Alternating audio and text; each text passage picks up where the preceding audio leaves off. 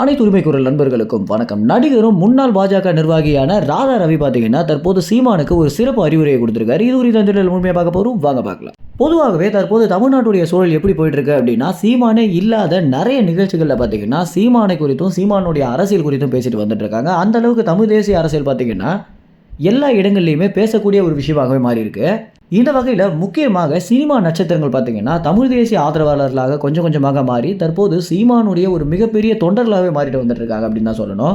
குறிப்பாக இந்த வகையில் நடிகர் சிம்பு, சூர்யா, ஜிவி பிரகாஷ் இது போன்ற நடிகர்கள்லாம் தமிழ் தேசிய உணர்வை அதிக அளவில் தூண்டக்கூடிய நடிகர்களாகவே மாறி இருக்காங்க. விஜய் சேதுபதிலாம் பார்த்தீங்கன்னா மேடையில் பேசும்போது சீமானை குறித்து எந்த அளவுக்கு பேசினாரோ அந்த அளவுக்கு தமிழ் தேசிய அரசியல் குறித்து பேசிட்டு வந்துட்டு இருக்காரு.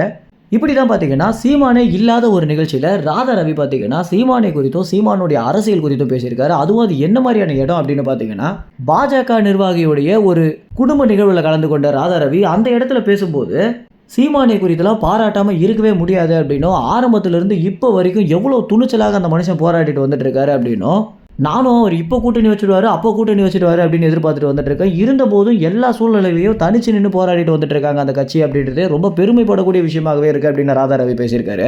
இந்த ஒரு விஷயத்தினால பாஜக நிர்வாகிகள் பார்த்தீங்கன்னா ரொம்பவே கோபம் அடைந்திருக்காங்க அப்படின்னு செய்தி வந்திருக்கு. ஏன்னா ஒரு முன்னாள் நிர்வாகியாக இருக்கக்கூடிய காரணத்தினால தான் ராதா ரவியை அந்த ஒரு நிகழ்ச்சிக்கு அழைச்சாங்க அப்படின்னும், இந்த இடத்துல வந்துட்டு ஒரு சீமானை குறித்து இவ்வளவு புகழ்றாரு அப்படின்னு எல்லோருமே பார்த்தீங்கன்னா ரொம்பவே கடுப்பாகியிருக்காங்க அப்படின்னு தெரிய வந்திருக்கு. பாஜகவில் இருக்கக்கூடிய ஒரு சில நிர்வாகிகள் பார்த்தீங்கன்னா நமக்கு நண்பர்களாக இருக்காங்க. எல்லா கட்சியில் இருக்கக்கூடிய நிர்வாகிகளுமே அந்த கட்சியுடைய கோட்பாடுகளை எந்த அளவுக்கு மதிக்கிறாங்களோ அதே மாதிரி பிற கட்சிகளுமே மதிக்கக்கூடிய ஒரு சில நபர்களாக இருக்காங்க. இந்த மாதிரியான ஒரு சில நபர்கள் பாஜக கட்சியிலும் இருக்க தான் செய்கிறாங்க. இவங்க பார்த்தீங்கன்னா சீமான் மேலே ஒரு மிகப்பெரிய மரியாதை கொண்ட நிர்வாகிகளாக இருக்காங்க. சீமான் கூட பார்த்தீங்கன்னா கட்சியும் கருத்துனாலையும் தான் தனித்து தெரியுமே தவிர எல்லா கட்சியிலுமே எங்களுக்கு நண்பர்கள் இருக்காங்க அப்படின்றத சொல்லியிருக்காரு. இந்த மாதிரியான நம்பிக்கையான வட்டாரம் மூலம் தான் இந்த ஒரு தகவல் நமக்கு கிடைச்சிருக்கு. இது எல்லாமே பேசி முடிச்ச பிறகு ராதா ரவி சீமானுக்கு சொல்லக்கூடிய ஒரு அறிவுரையாக என்ன சொல்லியிருக்காரு அப்படின்னா, இந்த ஒரு நிகழ்வு பார்த்தீங்கன்னா ஒரு சில யூடியூப்ல கூட வெளிவராத விஷயமாக இருக்கு.